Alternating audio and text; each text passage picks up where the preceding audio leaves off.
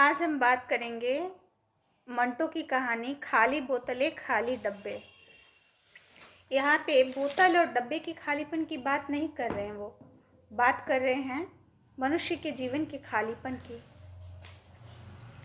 वो कहते हैं कि मैं जब भी किसी अकेला व्यक्ति को देखता हूँ जो सिंगल है, उसे खाली डब्बे स्टोर करने का बहुत शौक होता है और वो करता जाता है।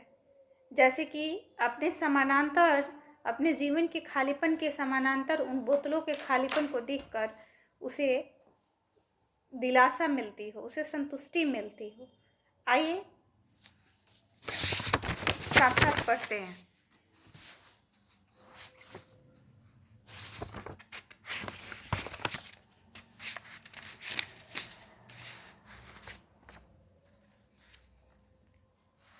शुरू में राम स्वरूप मुंबई में एक गांव में रहता था, लेकिन अब फिल्मों में ज़्यादा एक्टिव होने के कारण उसने शिवाजी पार्क के पास ही एक फ्लैट ले लिया था। मैं उसके फ्लैट में गया। वहाँ पे 4 कमरे थे, बावर्ची खाने समेत। उस फ्लैट में 8 प्राणी रहते थे। खुद रामस्वरूप, उसका नौकर, 3 कुत्ते, 2 बंदर और 1 बिल्ली। रामस्वरूप और उसका नौकर दोनों अविवाहित थे।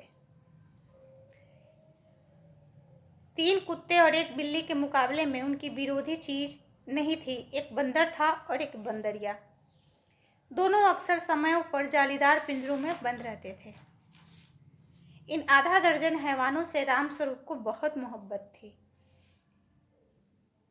वो अपने नौकर के साथ भी अच्छा सलूक करता था, लेकिन भावनात्मक रूप से जुड़ाव मैंने नहीं देखा। अगर रामस्वरूप कपड़े उतारकर निक्कर पहनने लगे तो नौकर फौरन 3-4 सोडे और बर्फ के फ्लास्क शीशे वाली तिपाई पर रख देता था।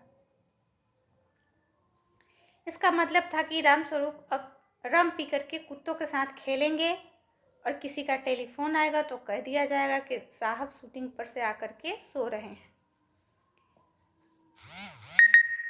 कोई औरत मिलने के लिए आएगी तो उसे दरवाजे से यह कहकर वापस कर दिया जाएगा कि रात साहब की शूटिंग थी, इसलिए सो रहे हैं।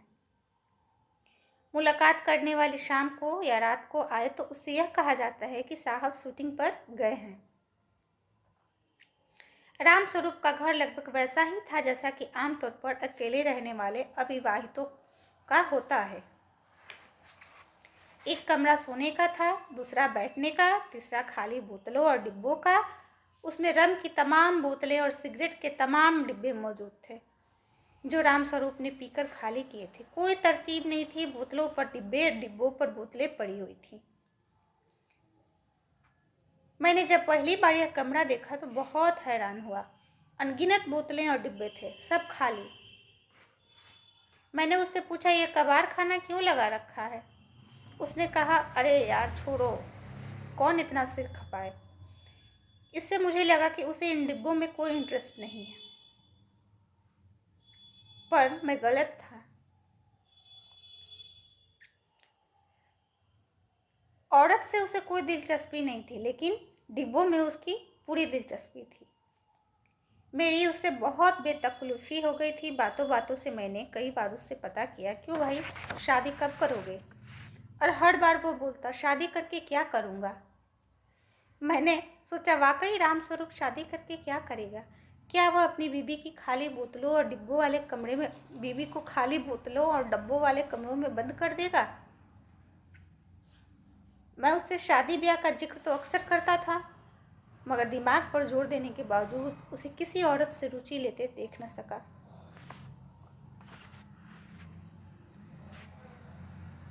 बहुत दिनों के बाद उसकी एक फिल्म आई और उसकी एक्ट्रेस शीला से उसका नाम जुड़ा।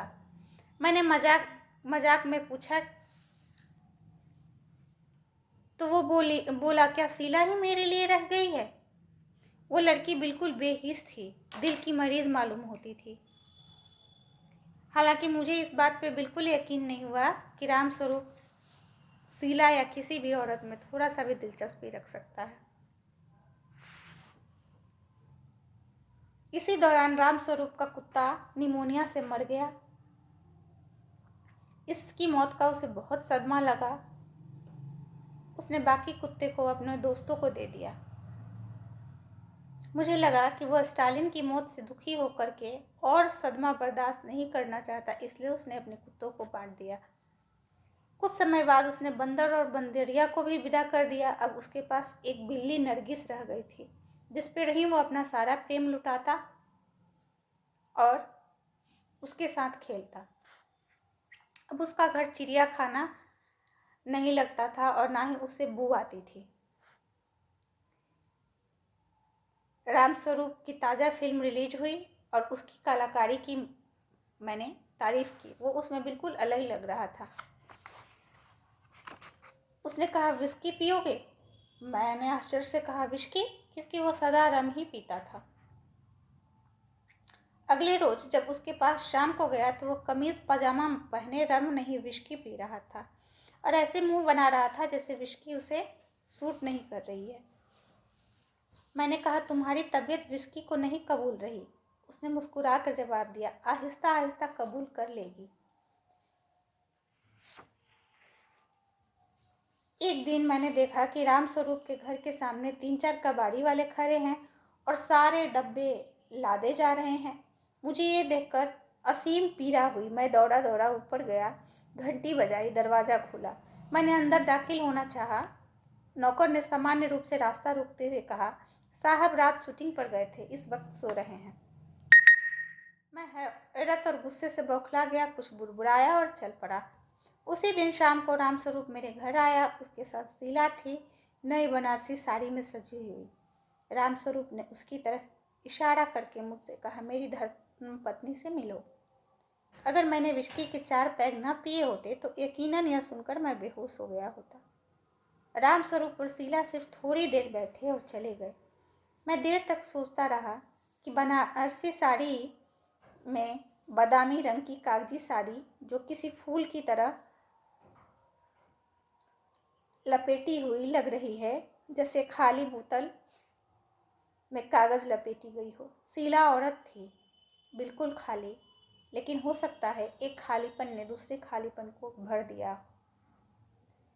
आप बताइएगा आपको ये कहानी कैसी लगी। बिल्कुल साधारण भाषा में बहुत ही संवेदनशील मुद्दे को चित्रित करते हैं मंटो।